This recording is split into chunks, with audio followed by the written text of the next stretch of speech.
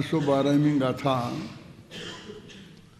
में जो बात कही थी कि तुम था निज को मुक्ति पथ, तुम उसी को ध्या, उसी में स्थापित कर, उसी में विहार कर और अन्य द्रव्यों में विहार मत कर। तो उसी बात को इस कलश में कहते हैं दृग ज्ञप्ति वृत्त्यात्मक। दृग माने सम्यक दर्शन, वृत्ति माने ज्ञान, वृत्ति माने चारित्र और ज्ञप्ति माने ज्ञान।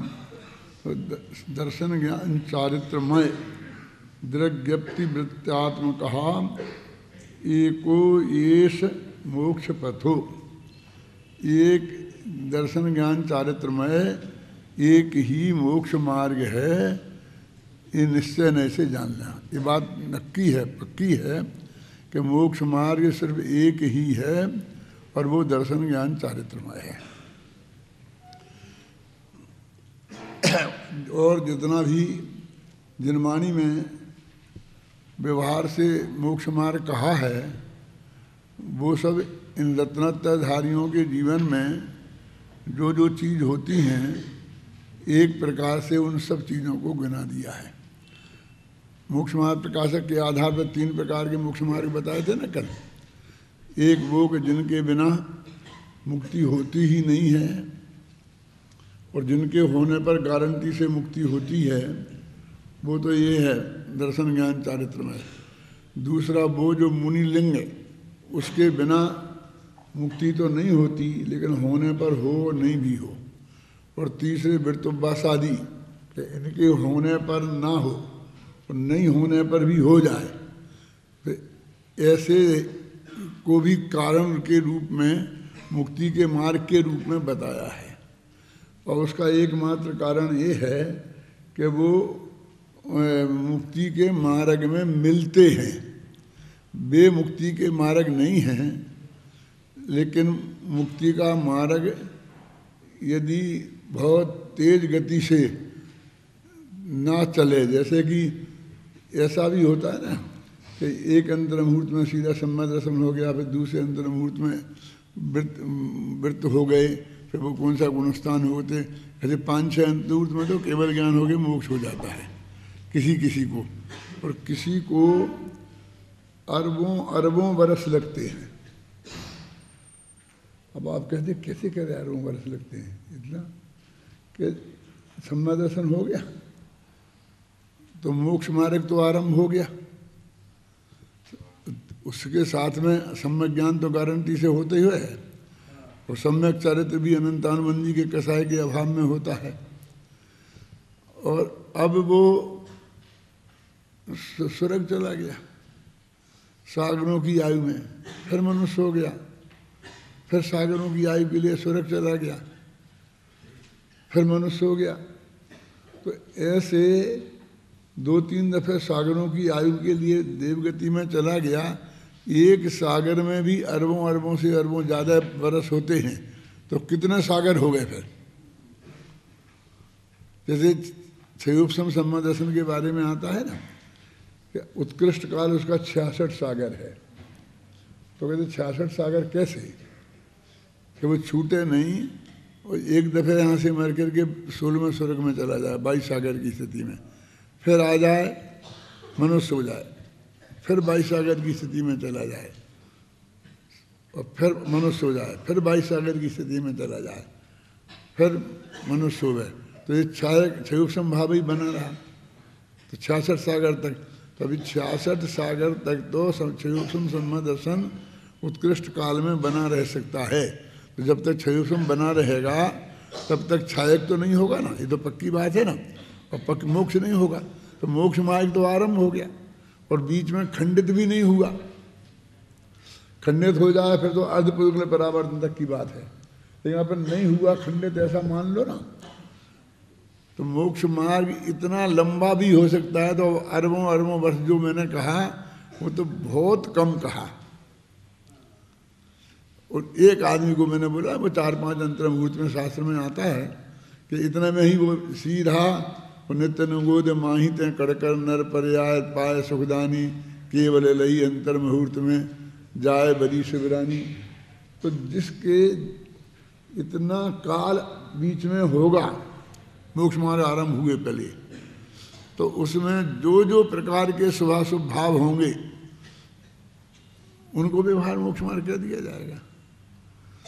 अब उनका मोक्ष मिल जाने से कोई संबंध नहीं है, लेकिन मोक्ष मार्ग में चलते हुए जो जो भाव होते हैं वो उसके कह दिए जाते हैं। देखो, जब कोई बहुत बड़ा महापुरुष हो जाता है, महात्मा गांधी जैसा, तो उसकी जो क्वालिटी है, जो उसने भारत को मान लो स्वतंत्र कराया, जो अहिंसा का रास्ता अपनाया, इस तरह आंदोलन चलाया, तो उसके साथ में उसकी ऐसी भी चीज़ें जिनका स्वतंत्रता आंदोलन से कोई संबंध नहीं है, दूर का, वो भी आदर्श हो जाती है। उनको भी लोग उनकी आत्मकथा लिखें, उनका जीवन चरित्र लिखें, सोच लेते हैं कि वो बाईसराय से बात कर रहे हैं और यहाँ बकरी की पट्टी बांध रहे क्या, कि बाईसराय से बात करने को उनने बुलाया तो उन्होंने कहा मुझे ज़रूरत नहीं है आपसे बात करने की, जब चाहें बाईसराय को बात करनी है तो वे आ जाएं। तो बाईसराय आए तो अपनी कुटिया में ही बैठे, उनने कोई बड़ा इंतजाम नहीं किया। जैसे मुनिराज तो क्या इंतजाम करेंगे, तो संतों के पास तो जो आता है वो जैसी हालत में आए सो आए। तो बैठे जब बात करने लग गए तो इसी बीच में वो उठे और अपनी बकरी को लाए और बकरी के पैर में घाव हो गया था तो उसकी मलहम पट्टी करने लगे और वो बाईसराय से बात करते जाए। तो अभी लोगों को बोला कि कैसा आदमी है, इतना बड़ा आदमी आया है, भारत की स्वतंत्रता के संबंध में बातचीत हो रही है और ये बीच में बकरी को लेकर बचली की बकरी की सफाई कर रहा है। अब उसकी भी बहुत महिमा कि देखो ऐसे थे ऐसे थे। अब इस बकरी की एक टांग की सफाई करने से भारत की आज़ादी का क्या संबंध है ना।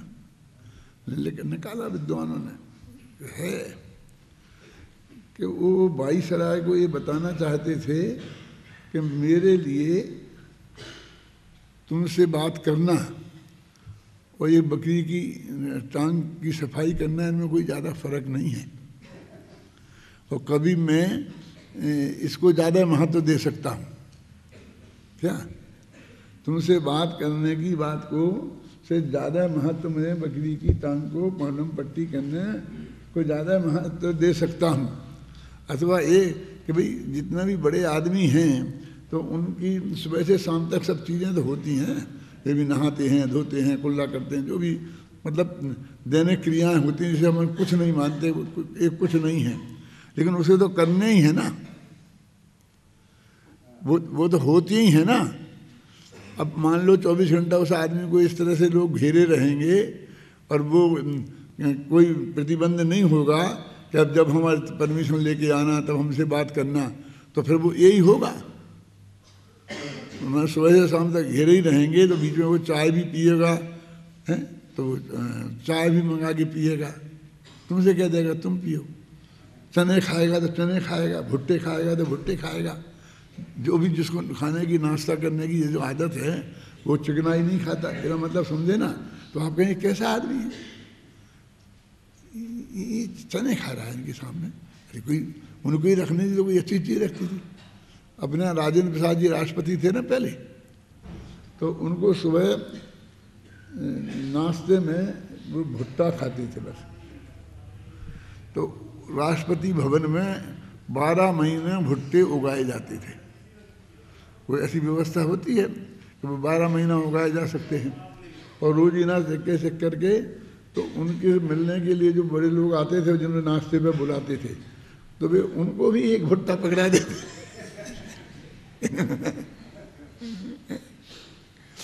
क्या ऐसा नहीं कि वे भोज दे रहे नाश्ते में बुलाया तो नाश्ते की बड़ी बात करें। तो मेरा कहने का मतलब है उन छोटी छोटी बातों को भी जिनका उससे कुछ संबंध नहीं है और उतना ही महत्व मिल जाता है ना। तो ये मोक्ष के मार्ग में चलने वाले लोग इतने महान हैं कि इनके जो मोक्ष से रास्ते से उसका कोई संबंध नहीं है, उनके जीवन में ऐसे चलने वाली साधारण सी बातें भी व्यवहार से मोक्ष मार्ग कह दी जाती हैं, है ना। अब आप इसको आपको ध्यान नहीं जाता है कि पूज्य गुरुदेव श्री के साथ में लोग घूमने जाते थे, सुबह भी घूमने जाते थे तो उनके साथ में जाते थे, तो वो चुपचाप जाते, बोलते नहीं थे, बात नहीं करते थे। फिर यदि किसी ने कोई बात करी और उनको कुछ जवाब देने का विकल्प आया अथवा उनको ही कोई बात कहने का विकल्प आया तो वे खड़े हो जाते थे। वो जब तक बात करते रहते थे खड़े ही रहते थे, चलते नहीं थे। और जब फिर बात बंद कर देते थे तब चलते थे। तो लोग कहे क्या बीच में खड़े हो गए रास्ते में। तो जो साधु का ऐसा जीवन है कि ईर्ष्या समिति पूर्वक चलना है तो दो जगह उपयोग नहीं रह सकता। तुमसे बातचीत करेंगे तो वे उस वक्त चलेंगे तो 4 हाथ जमीन नहीं देख सकते। इसलिए वो उनकी जब श्वेतांबर साधु थे तब की ही वो आदत थी, ख्याल में है ना। और वो ऐसा करते थे। अब और अब कोई जो इस बात को नहीं समझता है, अब वो तो ये तो समझता नहीं कि एक साधु के जीवन में ऐसा होना चाहिए। तो वो चलता है, चलते चलते बात करता जाएगा, चलते चलते बात करता जाएगा, तो चलते जाएगा और बात करता जाएगा, तो वो ईर्ष्या समिति पूर्वक नहीं चल सकता, है ना। और ये कालिदास ने तो सामान्य सज्जन व्यक्ति के पुरुष में से ना मैं ये बात जीवन में बताई है कि चलते हुए खाना नहीं चाहिए और खाते हुए चलना नहीं चाहिए। वो एक आता है प्रसंग कि राजा भोज के पास में कालिदास गए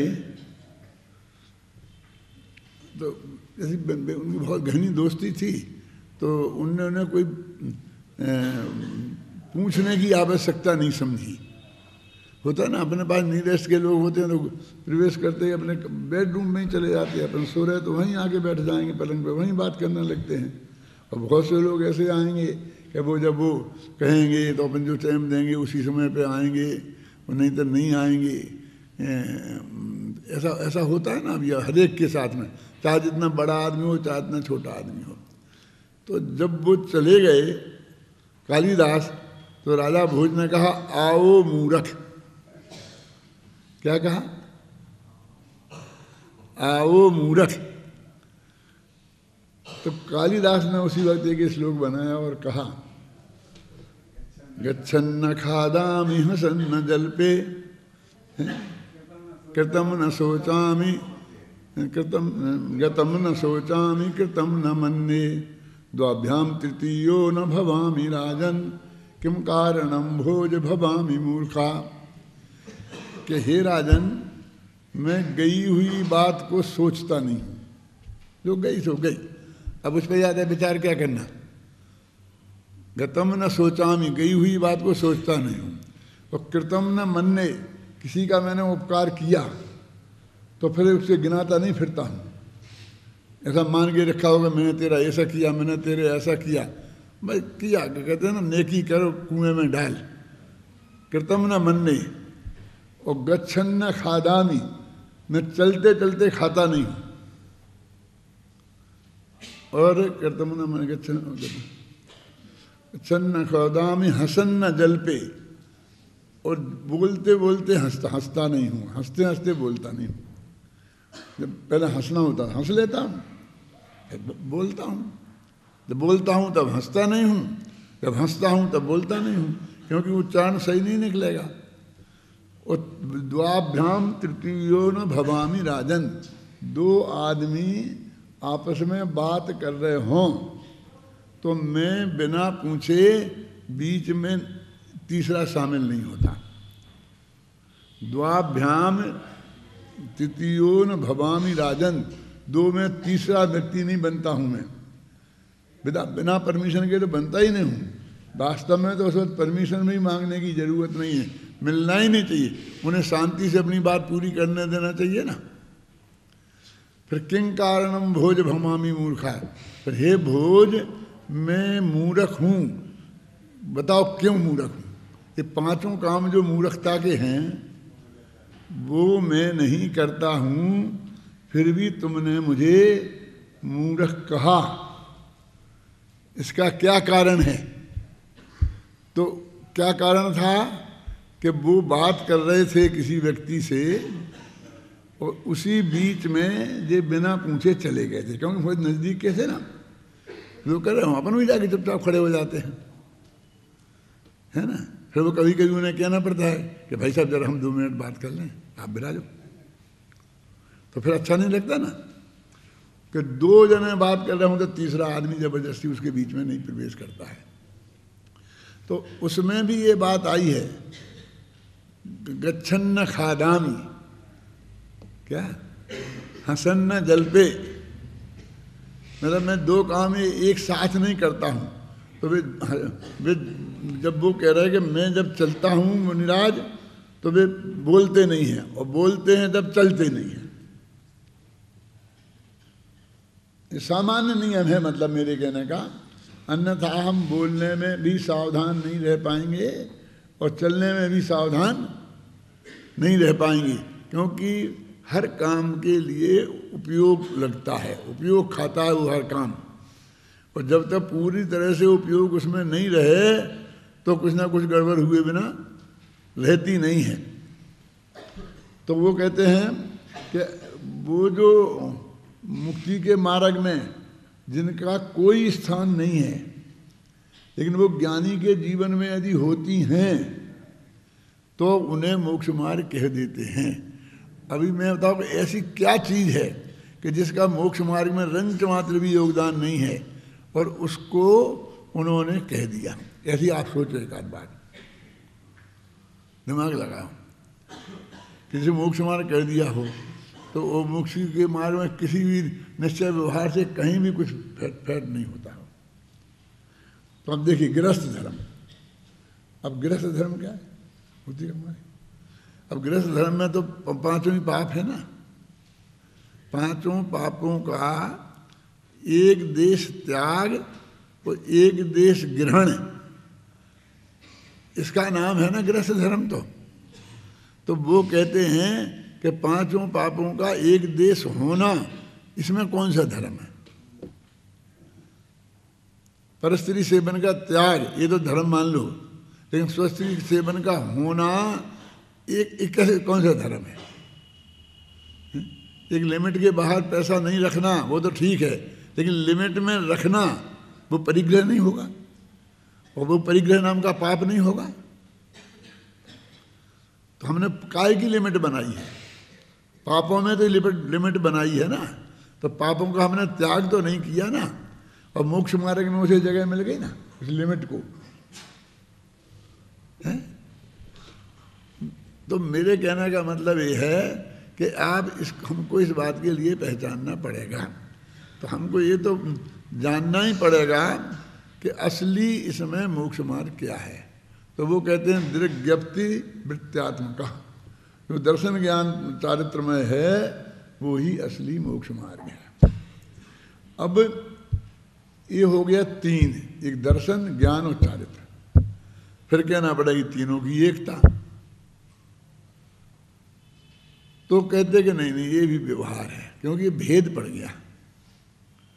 तो वास्तव में चीज तो यही है, लेकिन जिसकी आराधना करने से ये होते हैं, जैसे अपने त्रिकाली ध्रुव आत्मा को में अपनापन करने से सम्यक दर्शन होता, निज रूप जानने से सम्यक ज्ञान होता, उसी का ध्यान करने से सम्यक चारित्र होता। तो ये तीनों चीजें में एक आश्रय एक ही का है ना, तो हम ये बस आत्मा के आश्रय से धर्म होता। तो ये हो गया निश्चय, और दर्शन ज्ञान चारित्र ये हो गया व्यवहार।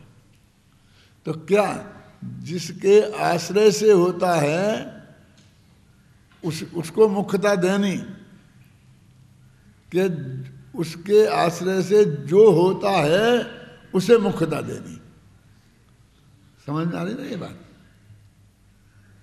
तो यहाँ पे जब दर्शन ज्ञान चारित्र में बोलते हैं तो जो हुआ उसको मोक्ष मार्ग कहा, और जब वो आत्मा को कहते हैं तो वो जिसके आश्रय से हुआ वो उसकी बात कहते हैं। इतनी सी बात है, बात तो दोनों ही है।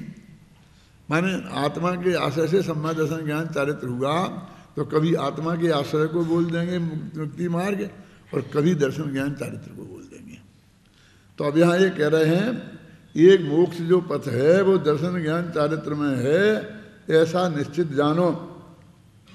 तत्रैव स्थितिमेति यह मन समझाएच तम चेतसी, उसमें ही स्थिति मेति, उसमें ही तुम ठहर जाओ।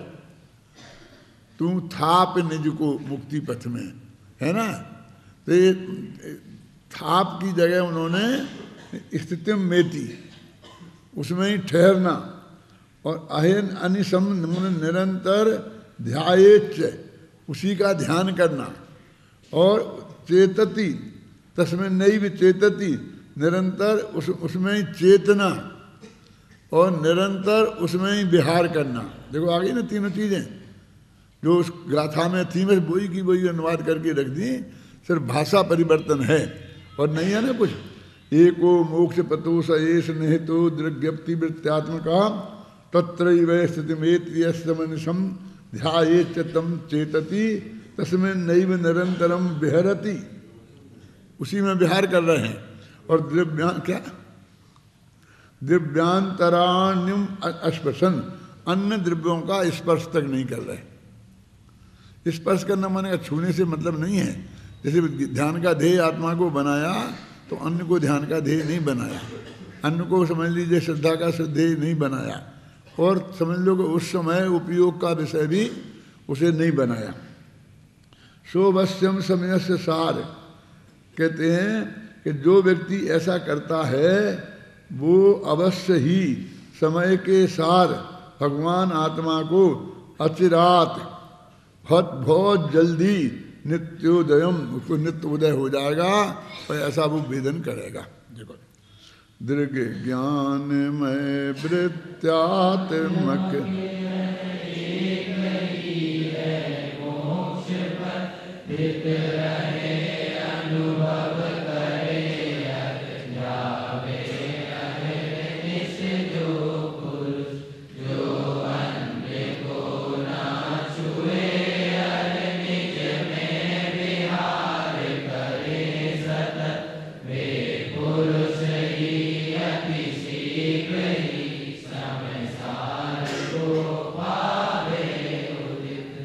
हो गया स्पष्ट पूरा।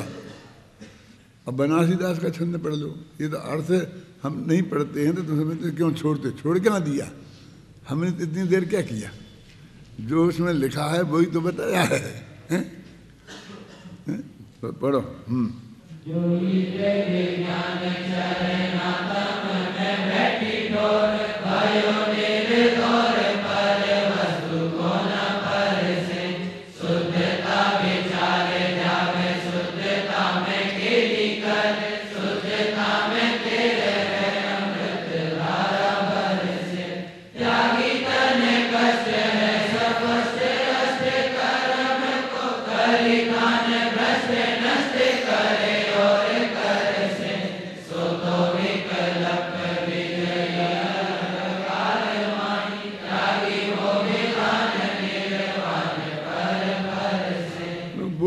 बहु इन्होंने इसमें भी दोहरा दिया है।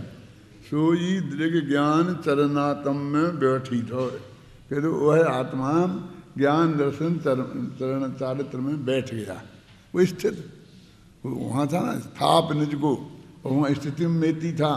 फिर अपन ने इसमें हिंदी में लिखा था स्थित रहे, वो इन्होंने एक भी क्या लिखा, बैठी ठोर, उसी स्थान पर बैठ गया। मतलब उन्हीं शब्दों ही का अंतर है ना, बात एक ही है। भयो निर्दौर, अब दौड़ धूप बंद हो गई, इसका दौड़ना बंद हो गया। दौड़ना माने जिस समय तुम घूमने में दौड़ते हो ऐसा नहीं, उपयोग का बहुत भ्रमाना। अब कहते हैं हमको रिसर्च करनी है, शोध करनी है, खोज करनी है, तो यहाँ यहाँ उपयोग को घुमाते फिरते हैं ना। कहते जिस चीज़ की खोज करनी थी अब वो चीज़ मिल गई, क्यों, तो अब उसमें स्थिर हो जाओ। हमारी रिसर्च तो कैसी होती है कि एक चीज़ मिल गई तो दूसरी रिसर्च करेंगे, वो मिल गई तो तीसरी रिसर्च करेंगे। तो ये काय के लिए रिसर्च कर रहे? वो कहते ऐसी चीज़ की रिसर्च करो कि जो मिल जाए तो फिर निर्दौर हो जाए, फिर दौड़ धूप खत्म हो जाए। ये तो दौड़ धूप तो चालू ही नहीं ना। अभी हम आप देखो, एक हम काम के लिए बनाते हैं लक्ष्य, बस वो पूरा नहीं हुआ होता है कि दूसरा शुरू, उस दिन उसमें लग जाते, वो नहीं खत्म होता है तो तीसरा शुरू है। तो दौड़ दौड़ चालू रहती होगी, निर्दौर। भगवान आत्मा की शोध का काम तो ऐसा है कि जिसके बाद में निर्दौर हो जाए, दौड़ना धूप बंद हो जाए। पर वस्तु सोना पर से, कि पर पदार्थ से स्पर्श भी वो नहीं करता है। देखो, और शुद्धता विचारे, शुद्धता ध्यावे, केली करे, शुद्धता में केली करे, शुद्धता में स्थिर हो, और अमृत धारा उसके में आनंद की अमृत धारा बरसती है। सब स्पष्ट है ना, कोई देखो इसमें कम। शुद्धता विचारे, ध्यावे शुद्धता, शुद्धता में केली करे शुद्धता में, फिर होए शुद्धता में, तो उसको अमृत धारा बरसती है, उसे आनंद की अमृत धारा अंदर में बरसती है। तो एक वो शुद्धता मन शुद्ध भगवान आत्मा है ना, और उसी में जो भी करना है ना, मन वचन काय की क्रिया, सब समझे ना, जो उसी में स्थित हो जाए माने काय की क्रिया, विचारे माने मन की क्रिया है ना, ध्यावे माने आत्मा ध्यान की क्रिया। तो ये जो जितनी मोक्ष मार्ग में क्रियाओं को स्थान मिला है वो एक आत्मा के आश्रय से उसकी सारी क्रियाएं होती हैं। शुद्धता विचारे, शुद्धता ध्यावे, शुद्धता में केली करे, शुद्धता में स्थिर होवे, तो अमृत धारा, आनंद की अमृत धारा बरसती है।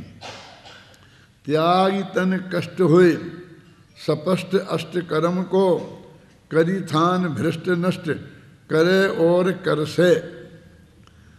देखो और शब्द तो इसमें बहुत साफ है कि शरीर के कष्ट को त्याग दिया। हम लोग तपस्या के नाम पर शरीर को कष्ट देने के अलावा कुछ नहीं करते। उपवास करना है तो शरीर को कष्ट देना है? पद्मासन लगा के बैठना है, एक आसन से हम बदलेंगे नहीं तो शरीर को कष्ट देना है। खड़े रहना है तो शरीर को कष्ट देना है। पानी नहीं पीना है तो शरीर को कष्ट देना है। मेरे कहने का मतलब ये है, हमारा तो सारा धर्म इस शरीर को कष्ट देने में ही समाहित हो गया है, क्योंकि वो अपना शत्रु है, तो जितना दे लो कष्ट उसे दे लो। अरे मूर्ख, इस तन जो है वो पुद्गल है, अचेतन है, उसे कष्ट होता ही नहीं है। कष्ट तो तुझे होता है कि शरीर दौड़े तो किसे कष्ट? शरीर को। उस शरीर तो पुष्ट होता है, तुझे कष्ट होता है। देखा ना, त्यागी तन कष्ट हुए, सपष्ट अष्ट कर्म को, 8 कर्मों का स्पर्श बंद कर देता है, दूर हो जाते हैं। करे थान भ्रष्ट नष्ट करे, और एक शब्द है इसमें जो कर से, कि कर से क्या है। एक अर्थ तो ये है कि वो कसायों को कृष करता है, कहना कर सती कर से। और दूसरा है कि उसने ऐसा किया है और भविष्य में ऐसा ही करेगा। ये बुंदेलखंड वालों को जल्दी समझ में आ जाएगा, कर से, ऐसा काम कर से। क्यों कि तुम करोगे ना ऐसा काम, कि नहीं नहीं कर से, वो कर से कोई बात नहीं, कह दे ना। वर्तमान में कर रहा है और भविष्य में कर से करेगा, है ना। सो तो विकल्प विजयी, अब वो विकल्प का विजयी हो गया है, माने निर्विकल्प हो गया है। और अल्प काल माही, अल्प काल में ही वो विकल्पों का वो जीत लेगा, माने निर्विकल्प हो जाएगा।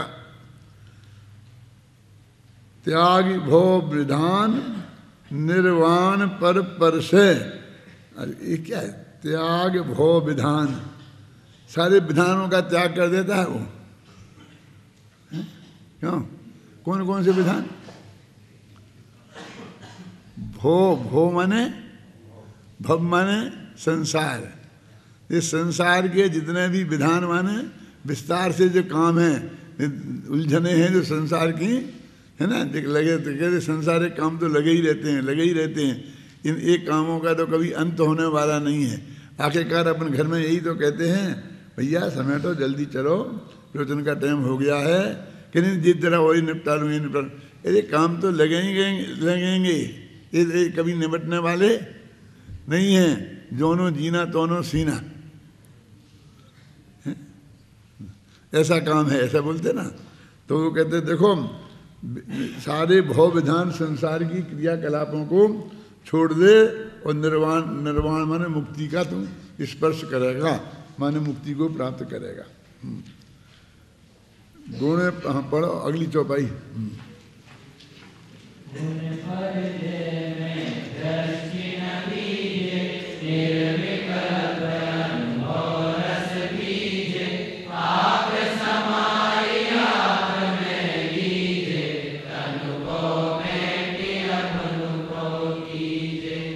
देखो गुण पर्याय में दृष्टि न दीजिए। अब अभी तो पर पदार्थों से हटा दिया ना, अब अपने द्रव्य गुण पर्याय में आ गए। तो कहते अपने इस द्रव्य गुण पर्याय में से गुण और पर्यायों पर दृष्टि मत दो। अब गुण और पर्यायों को नहीं हटाना है, देखो उसे दृष्टि के विषय में से हटाना है। गुण पर्याय पर दृष्टि न दीजिए, क्योंकि पर्याय पर दृष्टि देगा तो प्रति समय तेरी दृष्टि निराश्रय होगी, क्योंकि पर्याय नष्ट होगी तो उसका आश्रय खत्म हो जाएगा। दूसरा पे तीसरा रोजाना होगा ना। और गुणों पे देगा तो अनंत भेद खड़े हो जाएंगे और वह गिनती कभी पूरी ही नहीं होगी। गुण तो अनंत है ना। तो वो कहते भाई ठीक है समझ लिया, अब गुण पर्याय पे दृष्टि न दीजिए और निर्विकल्प अनुभव रस पीजिए। ये सारे विकल्प छोड़ दो गुणों पर्याय संबंधी, और निर्विकल्प जो भगवान आत्मा है अब उसका आनंद पियो। मतलब इस पे तो दृष्टि दें कि क्या दृष्टि देना, इसमें इसके भी विकल्प मत खड़े करना। फिर अपन क्या कहते हैं कि फिर क्या करें, फिर बस अकेले आत्मा के बारे में सोचें, बस आत्मा के बारे में सोचें। तो वो कहते हाँ आत्मा के बारे में सोचें। तो बस मैं तो ऐसे ही सोचता रहता हूँ, आत्मा शुद्ध है, बुद्ध है, निरंजन है, निराकार है, ऐसा है वैसा है वैसा है, इससे उसमें तो हो गया काम। तो फिर वही क्या कर तो रहा भाई, विकल्प खड़ा कर रहा, आत्मा के नाम से कर रहा है।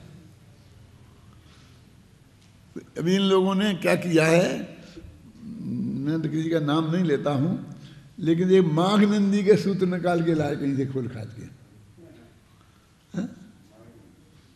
माघनंदी आदि उसमें वही मैं शुद्ध हूँ, विशुद्ध हूँ, फलाना हूँ, ऐसे 2.5-3 पेज तक मैं ऐसा हूँ,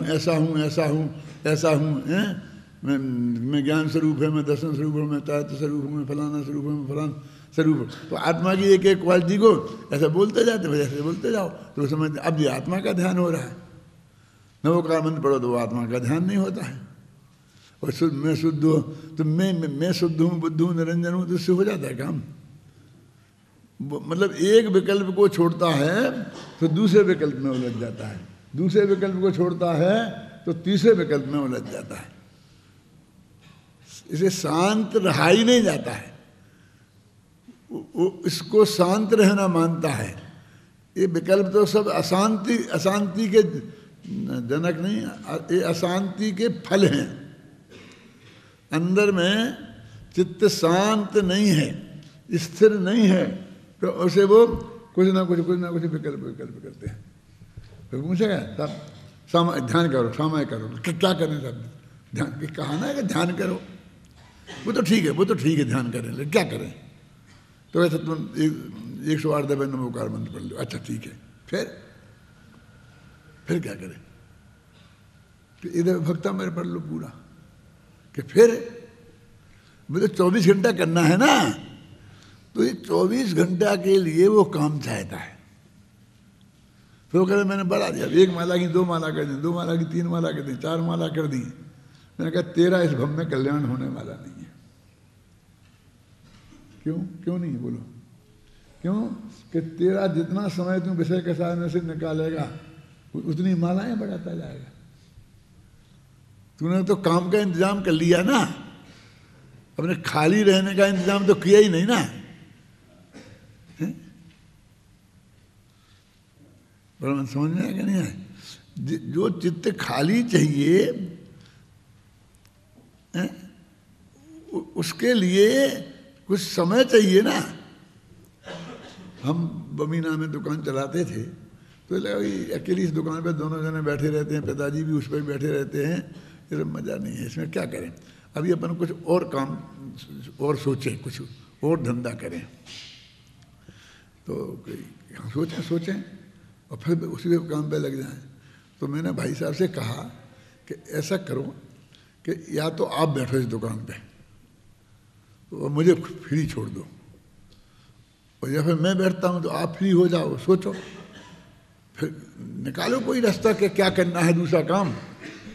कि नहीं तो मैं कब कर रहा हूँ तो बिल्कुल फ्री हो, लेकिन जब तक वो दूसरा काम नहीं करते तब तक तो काम करो।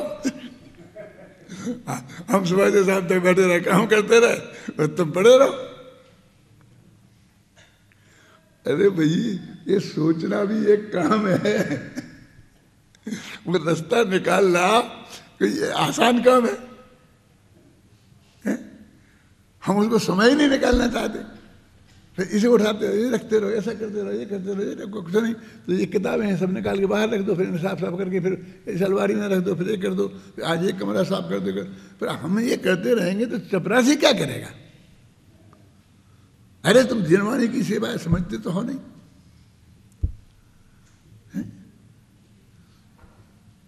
करना चाहिए, सतबंद को सब करते हैं, सब लग जाते हैं। गुल्लक के पैसा गिनो, बस इसे तो पैसा गिनना है, अपना नहीं गिनेगा तो गुल्लक के गिनना है। अरे ये काम नहीं है। हम जिनवानी की सेवा, जिनवानी का स्वाध्याय करके, जिनवानी को लिख कर, जिनवानी को अच्छी तरह से प्रस्तुत करके कर सकते हैं, तो हमें किताबों की धूल उड़ाना है जिनवानी की सेवा के। बरनी जी की जीवन गाथा में लिखा है, एक चरोंदाबाई जी थी, वे उनकी धर्म माता थी। तो किसी ने पूछा क्या कर रही हो चरोंदाबाई? तो वे गेहूं साफ कर रही थी। तो बोली चरणानी योग का स्वाध्याय कर रही हूँ। वो चरणानी योग का स्वाध्याय कर रही हूँ, वो इतनी महिमा फैली चरोंदाबाई की सारे देश में कि हर पंडित के जबान पे जहाँ पंडित कोई व्याख्यान देवे तो चरोंदाबाई जी ने कहा। मैं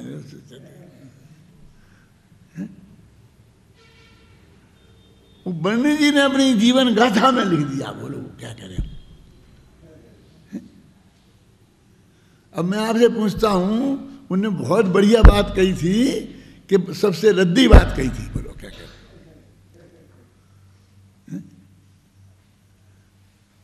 अब पंडित हुकुम ना करके हम गेहूं सब साफ करें तो चरणानी योग का स्वाध्याय हो जाएगा।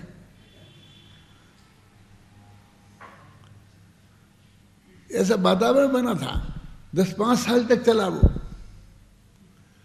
जिसके व्याख्यान में सुनने जाओ तुरंत भाई के गेहूँ सफाई करने की, मैंने सबको करना चाहिए, सबको करना चाहिए, सबको करना चाहिए। देखो ये लिखा है सब, देखो ये बहुत साधारण बातें नहीं है, बहुत बड़ी बातें हैं। बड़े काम करना है तो छोटे कामों से उपयोग को हटाना पड़ेगा। उपयोग दो जगह नहीं रह सकता है। क्या ख्याल में आई? कि वो गांधी जी ना, वो गांधी जी की बकरी चली बहुत दिनों तक, उस पर रिसर्च होती रही, वो ऐसे बताना चाहते, ऐसे बताना चाहते। लेकिन आज मैं आपसे बोलो कि आप किसी को निमंत्रण दो, आके बुलाओ और आप ऐसा करोगे तो वो दोबारा तुम्हारे पास आएगा?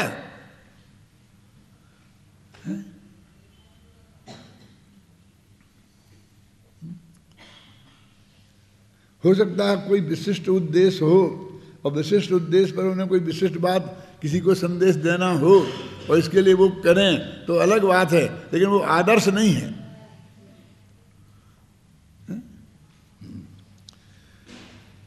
कहाँ अपन जो पढ़ रहे छंद में कौन सा? तज विभाव, ये पढ़ गए थे ना? नहीं, गुण पर जय पर दृष्टि न दीजे और निर्विकल्प अनुभव रस पीजे, आप समाई आप में लीजे। ये तनपो क्या है?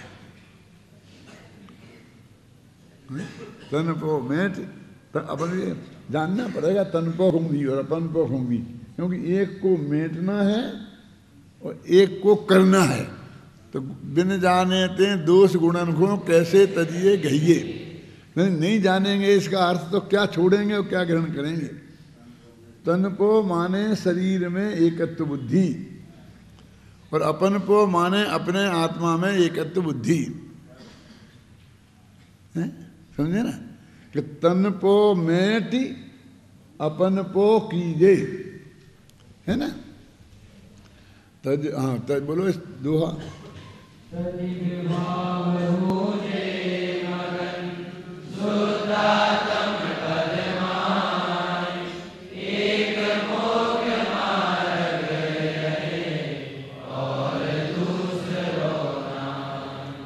कितना स्पष्ट है कि सारे विभावों को छोड़कर एक अपने शुद्धात्मा में मगन हो जाओ। वो तीन बोलते थे ना, जानो मानो और उसी में ध्यान करो, लीन हो जाओ। अब उन्होंने उसका एक शब्द कर दिया, क्या? मगन, बस खत्म। वो मगन में ही जानना मानना, उसी में हो जाना। क्या कि तज विभाव हुजे मगन शुद्धात्म पद माही, शुद्धात्मा में मगन होना बस एक मोक्ष मार्ग है ये, और दूसरा कोई मोक्ष मार्ग नहीं है। अभी कितनी लंबी चौड़ी हो गई थी, शरीर की कितनी क्रियाएं मोक्ष मार्ग में आ गई थी। मैंने बोला ना, वो पाप क्रियाएं भी, जो आधा पाप छोड़ा था ना और आधा ग्रहण किया था, अब उन दोनों को मिला करके उसका अणुव्रत नाम था, हैं? अब वो सब मुक्ति मार्ग में शुरू हो गया था। वो भी धर्म बन गया था ना, गृहस्थ धर्म। अब धीरे धीरे बात बढ़ती है। देखो साहब, बाल बच्चों को पालना अपना धर्म है, और माता पिता की सेवा तो उससे बहुत बड़ा धर्म है कि नहीं? और समाज की सेवा तो क्या कहना, उससे बहुत बड़ा धर्म है।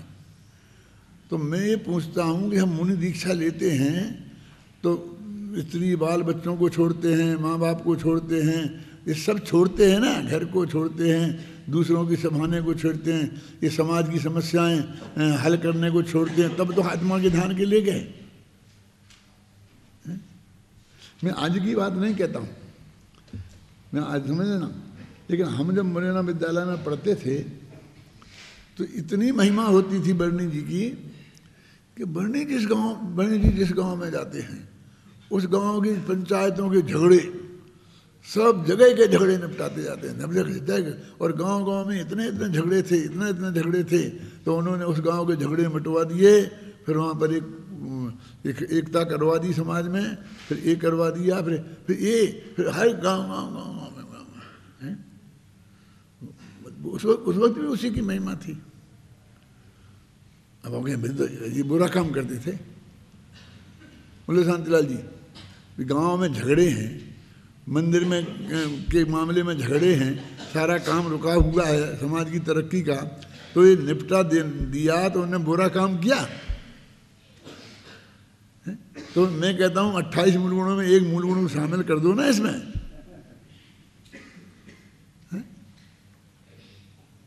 ये दुनिया के झगड़े निपटेंगे, आज निपट गए। हमारा आज भी हमारा नेतृत्व तो ऐसा ही है। जितना मोक्ष मंडल होंगे हर एक में झगड़ा, हर एक में दो पार्टियां, हर एक कहता हमारे यहाँ का निपटा दो, हमारे यहाँ का निपटा दो, हमारे यहाँ का निपटा दो। आप कल्पना ही नहीं कर सकते।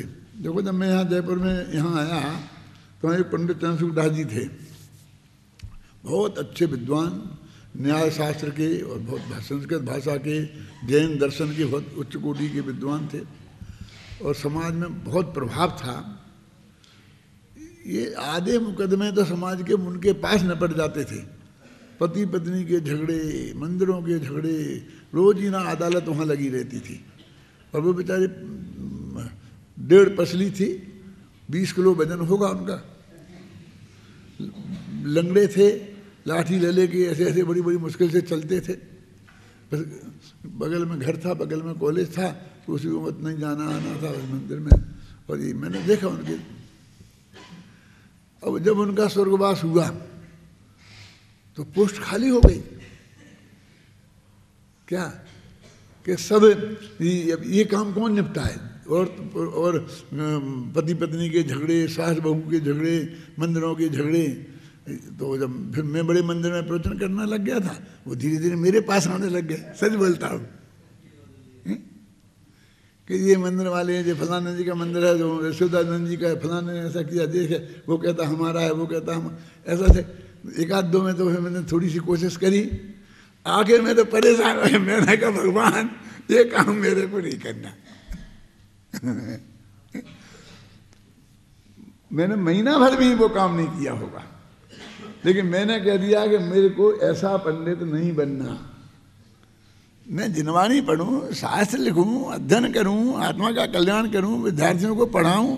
क्यों कि ये सास बहुओं के झगड़े में निपटता रहूं? एक घर घर में इतने लोग बैठे हैं, उनने निपटा लिए। जिंदगी भर करते रहो तो निपटने वाले नहीं हैं।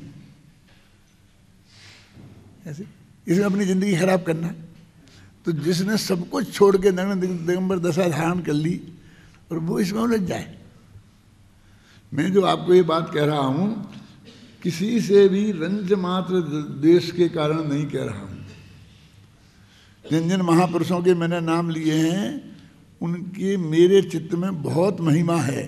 वे सचमुच उच्च कोटि के विद्वान थे, वे सचमुच बहुत शुद्ध सात्विक लोग थे। आप समझ में ना, जगत में जितने आदमी होते हैं उनमें सर्वश्रेष्ठ लोगों में से थे, चाहे वो बर्णी जी हो, चाहे चंद्रशेखर जी हो। आप उस अर्थ में मत लेना, लेकिन मैंने तो सबको अपना आदर्श बना करके वो काम करने की कोशिश की। लेकिन मैंने जो सोचा कि भाई ये तो कोई ये काम एक काम नहीं है। इतनी गवर्नमेंट ने अदालतें खोल रखी ना कि फिर आप नहीं निपटाओगे तो वे अदालत में जाएंगे। फिर जब वकील हजारों रुपए खाएंगे तो उनकी आजीविका चलन दो ना, हम क्या करें? गवर्नमेंट ने इतनी इतनी अदालतें खोल दी, इतने वकील बैठ गए, फिर भी वे झगड़े निपटे कहाँ हैं? क्यों निपट गए क्या? बोलिए। तो हम क्या कर लेंगे? एक अपनी जिंदगी खराब कर सकते हैं।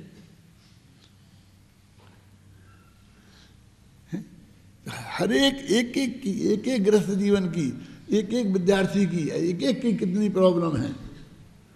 ये तो कभी हमारे चित्त में कोई चीज चुभ जाए, जिसे बोलते हैं ना वो कि दया का परिणाम आ जाओ, थोड़ी विकल्प खड़ा हो जाए, तो किसी तरह निवेद देना उसे है। लेकिन वो कोई ऐसा आदर्श काम नहीं है कि जिसमें अपना मनुष्य भाव खराब किया जाए। ना देखो काय का अर्थ कर रहा हूं मैं। तद विभाव हुजे मंगन,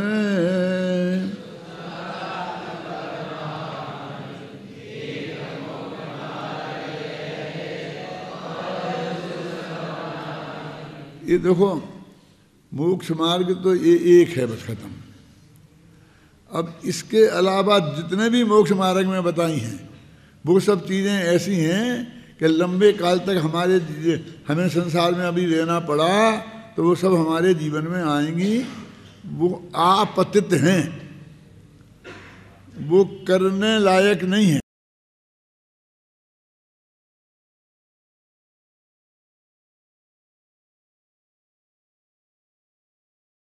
नहीं है ये, इसका अर्थ मैं ये कर रहा हूं कि कहीं भी, हालांकि अब समय तो नहीं रहा है, 5 मिनट हैं। बोलो छंद तो पढ़ो संस्कृत का ये 241वां।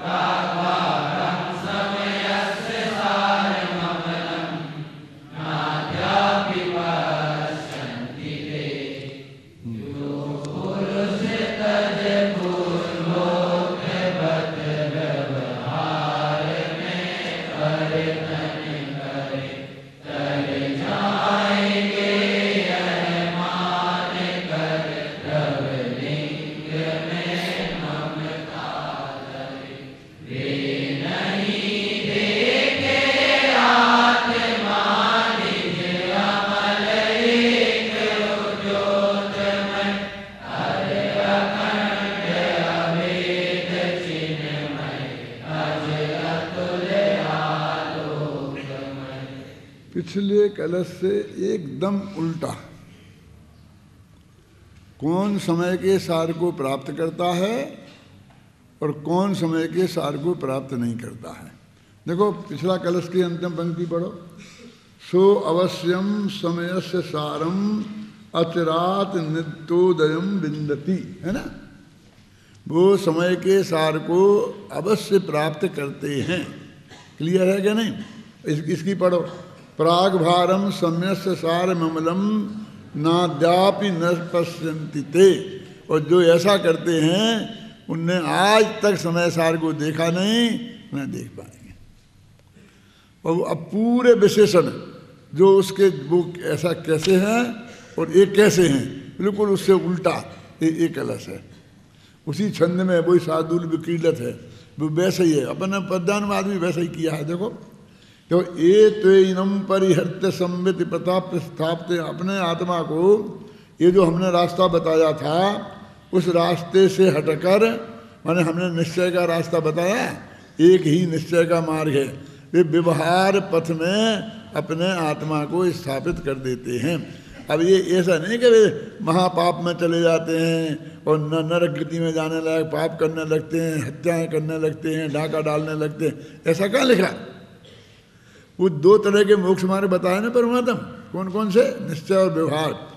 तो वो जो निश्चय के मोक्ष मार्ग में चलते हैं वे समय सार को पाते हैं, और ये व्यवहार के मोक्ष मार्ग में चलते हैं वे कभी पाते नहीं। क्लियर एकदम, वो तो प्रतिद्वंदी है।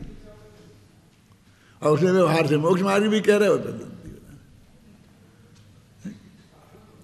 जो पुरुष तज पूर्वोक्त पथ, जो हमने पूर्वोक्त ने पिछले कलश में जो रास्ता बताया था, कौन सा बताया था? दीर्घ ज्ञप्ति वृत्त्यात्मक दर्शन ज्ञान चारित्र में यही बताया था ना। उस रास्ते से अपने को हटाकर समेट कर व्यवहार में बर्तन करें और तर जाएंगे यह मान कर द्रव्यलिंग में ममता धरें। अब इससे हम संसार समुद्र से पार हो जाएंगे। पर हमने नग्न दिगंबर दशा धारण कर ली, बस अब हम तो उस संसार से उस पार हैं ही। क्योंकि एक सत्य घटना कहता हूँ मैं 1 मिनट में। दिल्ली की घटना है कि एक मंदिर में मैं दर्शन करने गया था, क्योंकि वहीं पास में ठहरा था एक भाई के यहाँ। तो वहाँ एक मुनिराज थे, मंदिर में बैठे थे। तो मैं दर्शन करके वैसा करके लौट के जब नीचे उतर के बाहर आने लगा, अपने घर वापस जाने लगा, तो एक महिला मेरे पास दौड़ती दौड़ती आई और उसने कहा कि आप पंडित हुकुमचंद हैं? मैंने कहा हाँ हाँ हूँ। तो उधर ऊपर महाराज जी आपको बुला रहे। अब क्या कर दे, मैं गया, मैं पहुँच गया ऊपर, पहुँच गया तो बोले देखो अब धीरे धीरे बात करेंगे कि वो नीचे माता जी बैठी हैं, उन्हें पता चल जाएगा कि मैं आपसे बात कर रहा हूँ तो बहुत मुश्किल हो जाएगी। काय को पता चलेगा, आप जो कदम फरमाओ। तो उन्होंने कहा मुझे सम्यक दर्शन समझना है, सम्यक दर्शन समझना है कि सम्यक दर्शन कैसे होता है, मुझे ये समझना है। और मैंने सुना है कि वो आप बहुत अच्छी तरह समझाते हो और ऐसा करके, और मैंने कई दफ़ा कोशिश करी कि मैं आपको बुलाऊं, आपसे समझूं, तो फिर मुझे कोई परमिशन नहीं मिलती। इसलिए मुझे आप कब तक हो, दो एक दिन आप मेरे पास आओ तो मुझे सम्यक दर्शन समझाओ। देखो बेबी महाराज, मैं भी साथी गद्दी पे बैठा हूँ, भाग्य से ऐसा ऑटोमेटिक हाथ रखा है। मैंने बिल्कुल एक अक्षर इसमें गलत नहीं है जो बात मैं आपको बता रहा हूँ। और किसी निंदा प्रशंसा के लिए नहीं, निंदा प्रशंसा करनी होती तो नाम बता देता ना। तो मैं ऐसी बातें में चलते चलते फिर मैंने कहा महाराज सम्यक दर्शन के बिना तो चारित्र होता ही नहीं है, अनुवेद महावेद दीक्षा होती ही नहीं है। आप कह रहे कि मुझे सम्यक दर्शन समझना है कैसे होता है, इसका तो मतलब है आपको नहीं है। तो कह रहे समझने के बिना नहीं होते, बल्कि नहीं होते तो होगा मुझे। आप समझे ना, मैं तो पता ही नहीं था कि समझने के बिना नहीं होते हैं। मैं तो ये था सोचा कि अपन कर लें, लेकिन जब नहीं होते हैं और मैं साधु हूँ तो वो हो गई, ये तो नक्की और पक्की बात है। मेरे बहुत बड़ा भ्रम आपने दूर कर दिया। अरे क्या बताए, क्या समझाए, कितना घना अंधकार है, आप समझे ना। क्या बोलो, क्या करें। मुझे दो तीन बातें समझ में आई, कितनी तीव्र जिज्ञासा है और कितना दुर्लभ हो गया है समझना। बिना समझे ये रास्ता अपना लेने से कितना दुर्लभ हो गया है, कितना विपरीत है। अब सारा व्यवहार इनको समझाने के लिए इनके पास रहो तो सारा व्यवहार आपको उनके साथ ऐसा निभाना पड़ेगा कि छठवें सातवें गुणसान के योग मुनि हैं और तुम साधारण गृहस्थ हो, और जैसा उनको आनंद भोगना बोध अपनाओ और फिर उन्हें समझाओ। तो कैसे समझाएंगे, नहीं है। अब ये समझाना मुश्किल कर नहीं है, ये मुश्किल हो गया। यानी आपको इसकी कल्पना नहीं है, आप महाभाग्य से जहाँ कोई झंझट नहीं है, बिल्कुल छोटे बच्चे से इधर आ गए। कहीं भी पढ़ने जाते हैं कोई रोकते नहीं, कोई पंडिताई का वो नहीं है कि भाई पंडिताई खतरे में पड़ जाएगी, साधुता खतरे में पड़ जाएगी, कोई डर नहीं है कि मुझे गुरुजी खड़ा कर देंगे, कि मुझे बैठा देंगे, कुछ नहीं है। ये बहुत पुण्य का उदय है। जहाँ थोड़ी इज्जत वाले भय तो ये मनुष्य मुफ्त में जाएगा, ये समझ लेना। क्यों कि फिर जो उस आदमी तक तुम पहुँच ही नहीं पाओगे,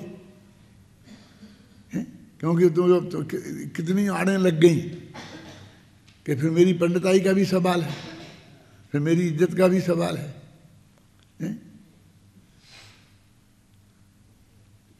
देखो ज्ञान का कोई भी क्षेत्र हो, हर एक क्षेत्र में जीरो से स्टार्ट करना पड़ता है।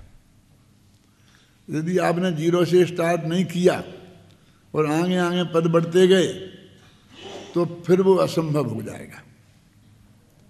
जैसे कि मैं यदि कानून पढ़ूं, जानना चाहूँ वकालत, तो मुझे पहले ABCD करनी पड़ेगी ना वो कानून की।